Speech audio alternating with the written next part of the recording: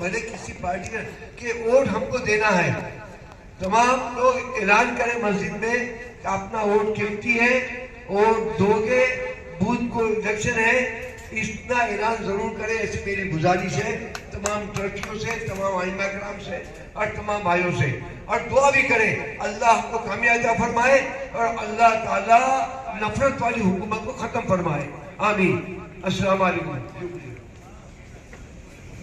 मेरा वोट और हमारे खानदान का भाजपा का वोट अप्पा को है। ये परिवर्तन आ रहा है। बहुत से लोग उस टाइम पे कम थे, आज उसका डबल है।